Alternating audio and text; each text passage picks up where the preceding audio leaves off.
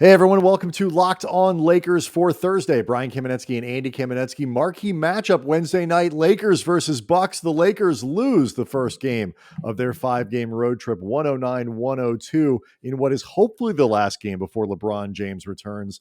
Andy, it wasn't quite as bad as a loss might indicate. Maybe even encouraging. We'll talk about it next. You are Locked On Lakers, your daily Los Angeles Lakers podcast. Part of the Locked On Podcast Network, your team every day.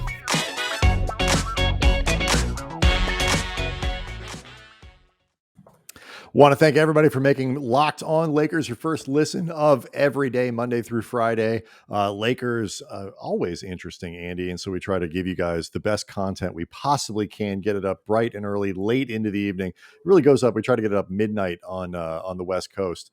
So no matter where you are, when you need to get the podcast, it's there for you. I want to let you know, too, that this episode of Locked On Lakers is brought to you by McDonald's, proudly serving communities since 1965. McDonald's has always been more than a place to get tasty, affordable food. It's an unofficial community center. Big thank you to our friends at McDonald's for always being there. I'm loving it.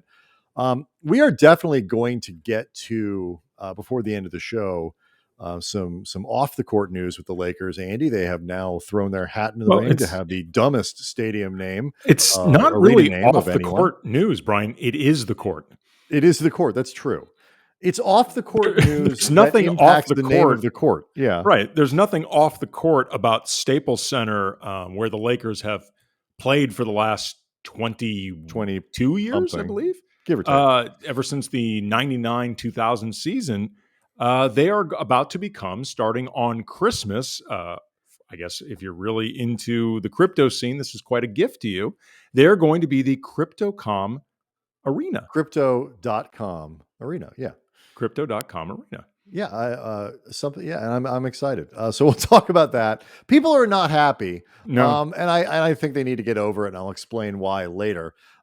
So this 109-102 wasn't quite the marquee matchup everybody wanted. LeBron wasn't on the floor. Lakers versus Bucks, last two champions, both teams either barely at or actually in the case of Milwaukee under 500. So not as shiny a game on Wednesday as I think the NBA would have hoped as the nationally broadcast game on ESPN.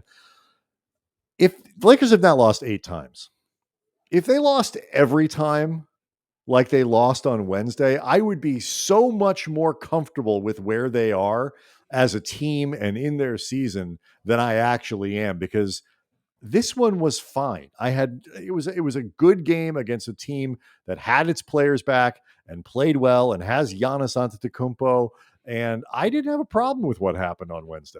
No, actually, I mean, this is a big ask, like the idea of remove what Giannis did, because what he did was destroy the Lakers. Right. What he did was he scored 47 points. That's a big removal. Right. He had 47 points, 18 of 23 from the field, 3 of 4 from behind the arc, got to the line 11 times, made 8 of those free throws, 9 rebounds, 3 assists, a block, and a steal. He was quite literally unstoppable from everywhere on the court. And also I looked it up because I know it seems like Giannis only makes threes against the Lakers. That's actually more accurate than people think. It's true. Just doing a quick perusal of his career splits, among his highest percentages heading into this game, I believe he was career 35.5 from behind the arc against the Lakers. He's like the Greek Ricky Rubio. Mm-hmm. Like who really does only hits threes against the Lakers. Yeah. JJ Barea, who's a role player against everyone, and Giannis Antetokounmpo against the Lakers. Sometimes man wrecking crews happen. It happens.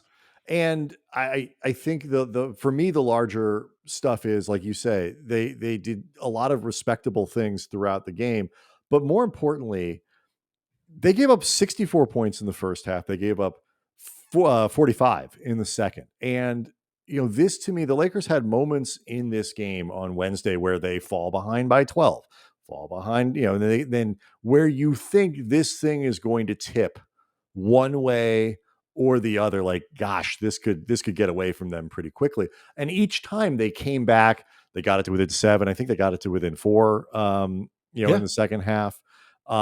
And they did not fold up the tent on this game. Maybe it's because it's the Bucks. It's a national TV game. There's a little more pride. It certainly wasn't the third quarter against Minnesota. No, this was the and best third quarter they've played this season. They were Right. terrific in the third quarter. I thought the way that the Lakers came out in the third quarter, they changed their coverages. Part of the reason Giannis got off so much in the first half was because the Lakers were just getting destroyed in their pick and roll coverages. And Anthony Davis, this is a buy. I love when they go small, but it does leave them vulnerable to certain things. And if you're getting beat on the point of attack, Anthony Davis is scrambling all over the damn place. And so, they had a couple plays where they turned the ball over and let Giannis get out in transition. They made his life easier than it needed to be with either bad defense or miscues on the offensive side. They cleaned all of that up in the second half. They zoned up Milwaukee to get them out of that rhythm.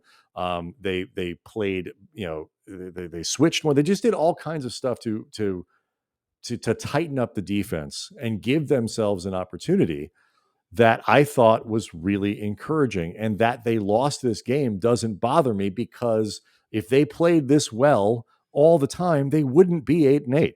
Yeah, they had only 13 only 13 turnovers in the game, which by their standards is the equivalent of not turning the ball over at all. It's a clean sheet, as they would say in soccer. Yeah, Russell Westbrook, who we'll get into Russ later. Russ had maybe his best game as a Laker, had 15 assists against 3 turnovers. All 3 of his turnovers came in the first half, and it felt like he got basically all of his bad passes and bad decisions out of his system early on. I thought that they paid much better attention to just the details, just broadly, specifically, however you want to define it. They felt as connected or even more connected as a team on the court as certainly we've seen in a while, if not this entire season. And I think you were talking before about it being a national TV game against, the defending champions. Like the setup of this game and the disadvantages that they have heading into it, in some ways, I think helps them, in the sense just that it reinforces that their margin for error really is that small, and that they really have to stay on their proverbial shit for 48 minutes. And there is something that comes from, in not just in sports, but just in most scenarios, like the idea of recognizing an obstacle in front of you and realizing just how much focus it requires in order to get through it. I'm not saying I always want to see the Lakers as that type of underdog, but I think when you consider because it implies that the team isn't good enough to be an overdog. Right. But when you consider where they've been at lately, it's not the worst thing in the world. One of the reasons I think they looked more together, they looked more connected. They certainly had moments where they had better flow offensively. The play of Russell Westbrook, which we talked about, and we can get into more, and also a third straight very productive offensive game from Talen Horton-Tucker, who, if you believe Frank Vogel, may have played himself into the starting lineup even after LeBron James returns. We'll talk about that next. Just to clarify, not in place of LeBron. Locked On Lakers brought to you by Bet Online. Back better than ever, a new open competition, Andy. That is true. New web interface for the start of the basketball season. More nothing is given and lines than ever before. All is earned. Bet Online, street lights, not spotlights. Bet Online remains your number one spot for all basketball and football action this season. Head to Put your hard hat on, LeBron. Updated desktop or mobile device. Sign up today. Receive your 50% welcome bonus on your first deposit. Just use the promo code Locked On to receive said bonus from basketball, football, NHL, boxing, UFC, right down to your favorite Vegas casino games. Don't wait to take advantage of all the amazing offers available for the 2021 season. Bet Online, the fastest, easiest way to bet on all your favorite sports. Bet Online, where the games start. So we're not even taking Avery Bradley out of the starting lineup, LeBron. We like what we have. You can work your way back into it if you practice hard enough. By the way, if Bet Online has the prop bet, will LeBron start again? Bet yes. Yes, he will. Anything you put on no, I don't care what they're. It's a sucker bet. Don't do it. Yes. So let's start with Russ, and we'll do THD after that, because it's funny. Like, they haven't accomplished a lot as Westbrook has started to look objectively more comfortable, and play with a little more control, play a little bit more within himself, not forcing the ball. There's still gonna be there are always gonna be a lot of turnovers with Westbrook. The key is gonna come. What does it look? What does Russ look like when LeBron is back and that group and the big three plays together for 10 or 15 games in a row? And does Westbrook elevate that pairing, the LeBron AD pairing, or does he hinder it? And nobody knows the answer to that yet. That's what I'm waiting to see. Yeah, it's an interesting way of putting it, Brian, because what do you think matters more? How much he elevates it or how much he hinders it? Well, I mean, if they want to win a title, I guess Russ as a neutral is the baseline there, because LeBron and AD have won a title together. That's why I'm asking. But the difference is, I think they had a better and more coherent supporting cast around them 2 years ago than I think they have now. Possibly. I mean, we keep reminding you every I'm show. Guessing, right? But yeah, we still don't know. I'm guessing, and because we've forgotten, like, Austin Reeves, who was a significant and important player, is still out for another week. It's like it's not just Kendrick Nunn. It's now Reeves is somebody you have to. They're dudes in and out of the lineup. LeBron has missed now 10 of, I think, 16 games.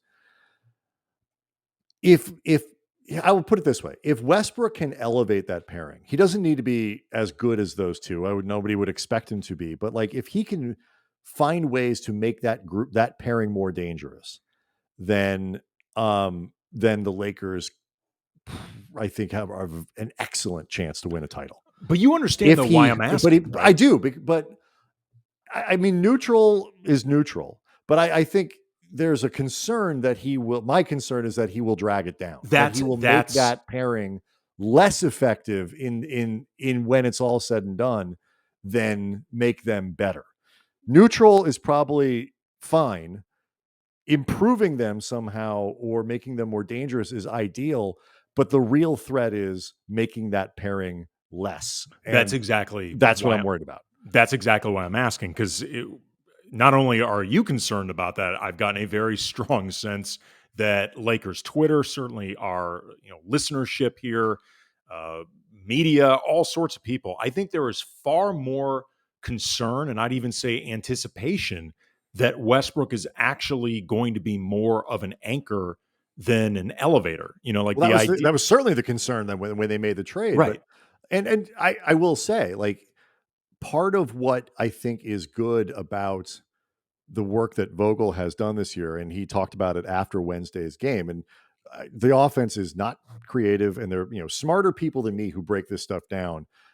Tim at the Lakers Exceptionalism Pod, and all this, Mo DeKeel, and all these guys who break down the film and all that, are much better at it than we are. Point out places where the Lakers just aren't that creative an offensive team. But like certain things, like, he is definitely leaning at this point, I think, all the way into, we got to play small, in part because it opens up the floor for AD, gets him closer to the basket. We've all seen the numbers about where he shoots when they're playing with the center, but also because of the impact it has on Westbrook. Like, if you're going to have Russell Westbrook on your team, you need to have an open floor. And so they're starting, I think, to become more comfortable with those kinds of adjustments and the things that you have to do to maximize the opportunities for Westbrook to elevate. So that part of it's encouraging. I also wonder just how much Vogel is starting to come to grips with the reality that big men on this team, not named Anthony or Davis, less, maybe more, and sometimes less is defined as don't play them. Well, DeAndre's not terribly effective.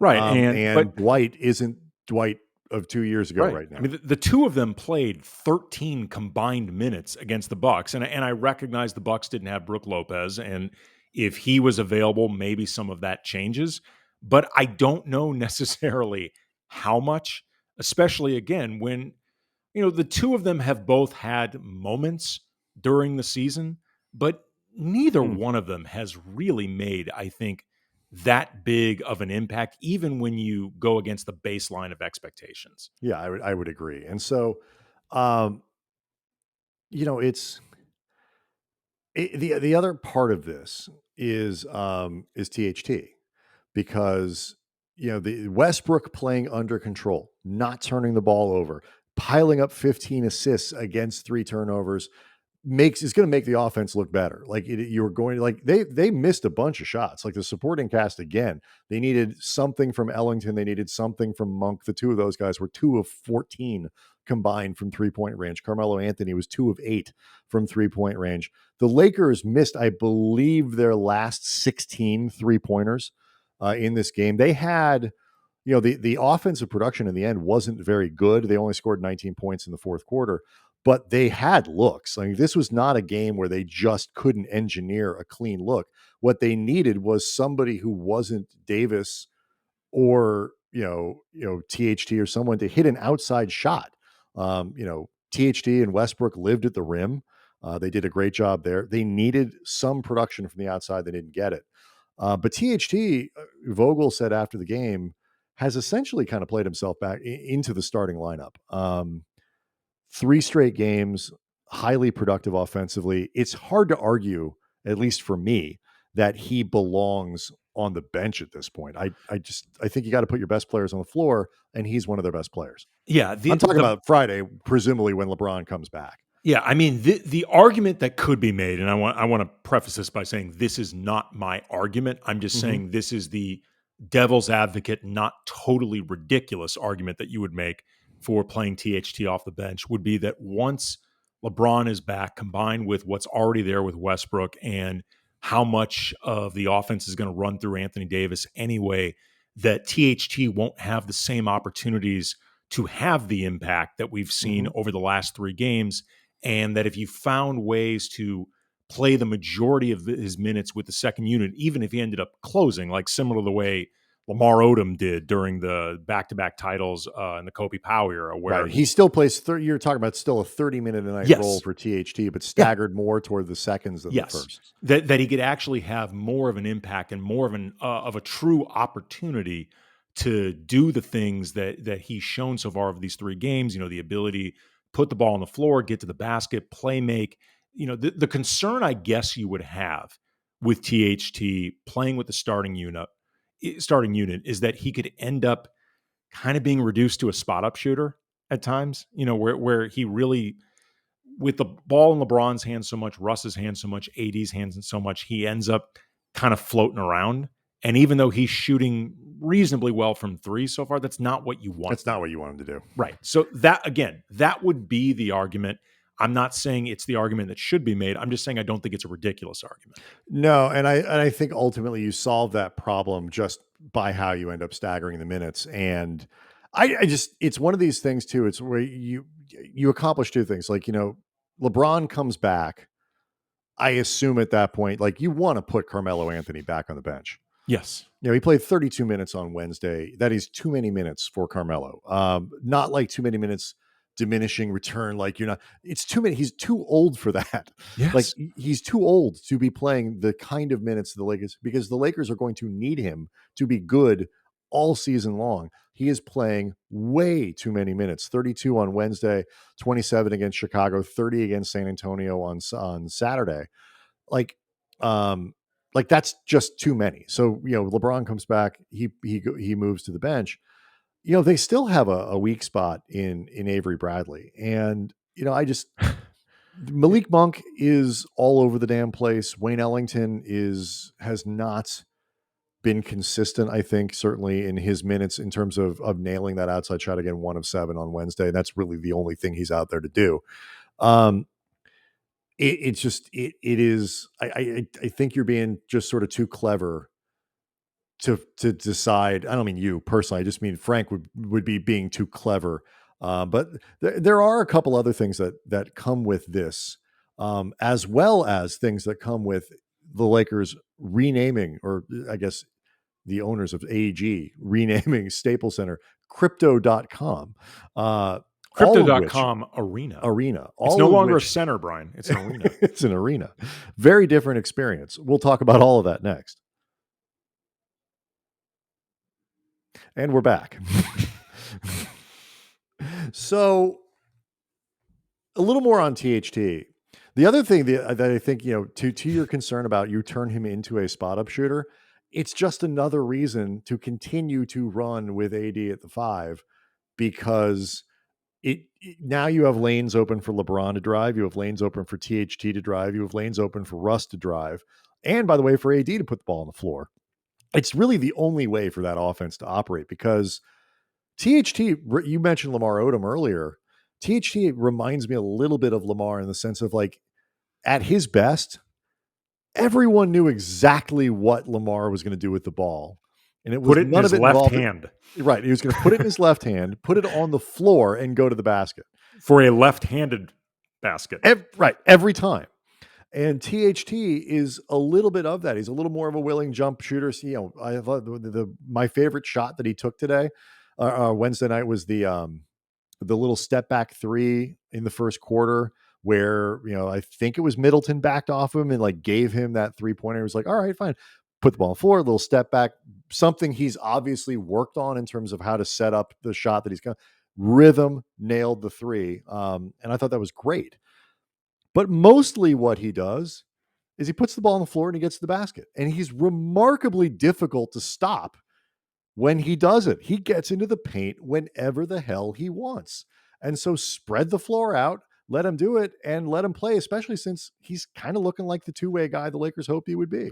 Yeah, it's really interesting. This game, I thought, was a great showcase for everything that you would be excited about with THT, and, like, the potential that they saw in him, and the bet that they made on him. They made an investment on THT that he would both be ready to contribute right now, because this is a win now team, but also by the end of that 3 years, $10 million a year for him is going to feel criminally underpaid. And we've talked about the stuff that you saw from him tonight, where either as a playmaker, as a scorer, as a guy that As a rebounder, as a rebounder, rebounds, as a guy that's getting better at using his length, like, starting to leverage that defensively, like, and he is, I believe, 21 now. I mean, like, there is so much to. Nope. He's only 20? Still only 20. Wow. Okay. I thought he had not until next week. He turns 21 on the 25th. Okay. I stand corrected. He is still just a 20-year-old. But at the same time, you see the things in THT when he starts getting more run and more responsibility that he still needs to work on. Like, he still will have some drives to the basket where there's that fine line between aggressive and wild as F. And he is tipping on the line of wild as F. Mm-hmm. There are still times where defensively he will, especially when he's guarding. Giannis is not a great example because Giannis can kill anybody. But when you're guarding a really good scorer, like somebody that knows every single trick, THT is one of those guys that's going to be had. And these are things, by the way, that just come with experience. From being 20, right? I will say, like, there were moments he got matched up against Giannis, and, like, the idea. I mean, THT is a stout dude and very strong. It's one of the reasons the Lakers liked him, even when he was kind of chubby. He is not strong enough or long enough, even with those go-go gadget arms, to guard Giannis. Like, that's not a thing. But yeah, I mean, there was the moment he got, Lakers broadcast didn't like it. Lakers Twitter certainly didn't like it. I actually thought it was a foul when he got up under Middleton on a 3-pointer, like little stuff like that. But he matched up against Giannis guarding Chris Middleton. Like, he's being given difficult assignments. Exactly. No. And it's great that he's getting this experience. It's great that Frank Vogel is, whether because he's increasingly trusting THT or recognizing I ain't got anybody else to do it. It's exact that it's more the latter than the former. But he's coming through, but it's more the latter than the former. He said something really interesting after the game, in talking about just sort of his progress and where he's at. He said that he still hasn't played 82 games as a pro. And I looked that up, and he has played, counting tonight's game, 74 regular season games. If you count his postseason, he has still not played the equivalent of an 82 game regular season. Yeah. He's been in the league. This is now his third season, but that first year he barely played. And then last year he was mostly in the rotation, but still not getting these type of regular minutes that we've seen so far since he's returned, and this type of responsibility. There's a lot to love with him, but there's going to be it's overwhelming stuff. Like, just these first 3 games. Oh yeah.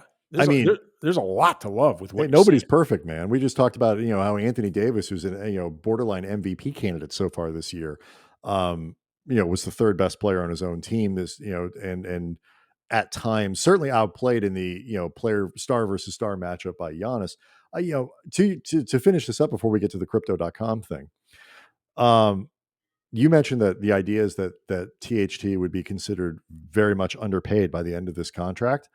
If he keeps playing like this, he's going to be considered very much underpaid by the end of the month. I mean, like the idea that, he's averaging 22 and a half, 5 and an assist and a half with a PER. I know it's not the best metric anymore. Over 20. That's worth more than $9 million in the current NBA. So kudos to THT for that. We'll see what happens on Friday, presumably when LeBron returns to the lineup. But the expectation would be that THT would be in there.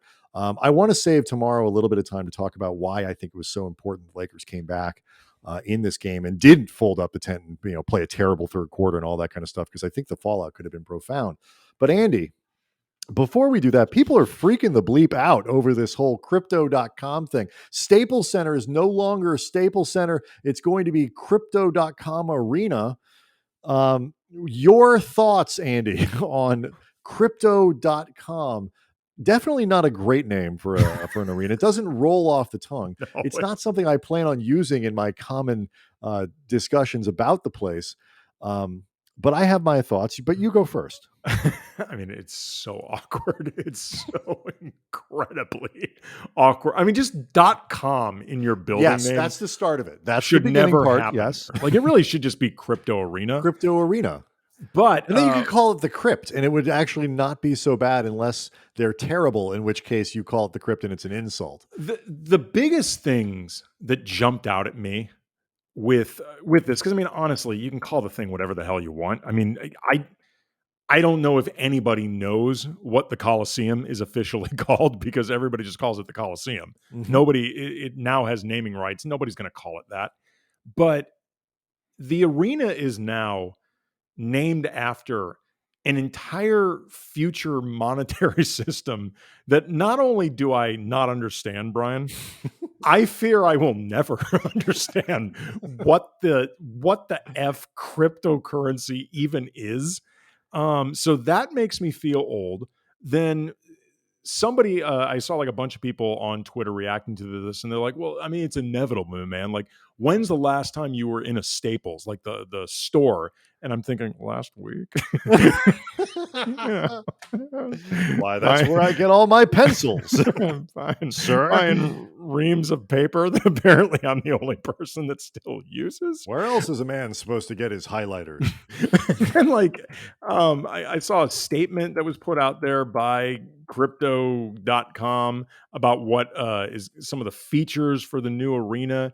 And it was described as a remodel, by the way, Staples. Yeah. The crypto.com. Right. Which actually it could use. I mean, Staples Center could really use a facelift, but they were describing features, including like some type of activation zone outside where there would be like music and sports crypto experiences. I'm like, I have no idea what you're talking about. That makes no sense to me. This isn't even like, you resent this mostly because you become the old man yells at clouds meme. Yes. Yeah. Yes. And I'm not ready to be that guy. No, I will say this, like, there is a lot to be said for the idea that like, what are we, people need to calm down. Like, what are we clinging to here? Like Staples, Staples is such a vanilla, nondescript company now that has zero bearing on anything anybody does over the course of their daily life, except you, apparently, where you go get your office supplies still and do your back to school shopping, I suppose. Like, the word has no meaning. Like, I think a lot of people forget that when you call it the Staples Center, you are referencing the company. Like, I think it's been around so long, and Staples is so irrelevant now as a brand that it's just lost all meaning. It's just the name of the arena. It's not an actual store or an actual place you can visit. And so I think that it's like an old shoe at this point. And that's what has got people all freaked out about it. And that and crypto.com is just so weird. And you can't go from something that is more like anachronistic and out of date to something that makes no sense to people than that. Like, this is this is as far on the spectrum as you can get, and it's got people, and it's a terrible name. It's a crypto.com arena is a terrible you name. you say that it's not a big deal, Brian, but wait until all those Lakers statues get replaced with NFTs out front. Do you Just know what gonna that be is, Andy? what? An NFT? Yeah, non-fungible token. What does that mean? It's like pictures. It's art. It's the opposite of a fungible token. It's a non-fungible token. So what does that mean? It's non-fungible. So what does that mean? Well, it's built on blockchain and stuff. Like, it's basically a What does digital, that mean? What, blockchain? What? Yeah. I mean, blockchain is a series of ways that you sort of verify transactions online and all that. And it's like super. I mean, I can't like build it. It's like a bunch of chains that are made out of blocks. Get some more news about LeBron James potentially coming back on Friday, what the rest of the road trip might look like. And then next week, Andy, it's Thanksgiving. Maybe there'll be some things that Lakers fans can be thankful for as we head into the weekend. So we'll talk about all of that on Friday's show. And thank everybody for making us your first listen of every day. Find another Locked On show on the network, maybe Locked On Bets. Go listen to Lock On Celtics, because they got a big game on Friday against those green jerks. So listen to those guys, and subscribe to the YouTube channel, Locked On Lakers. See everybody on Friday.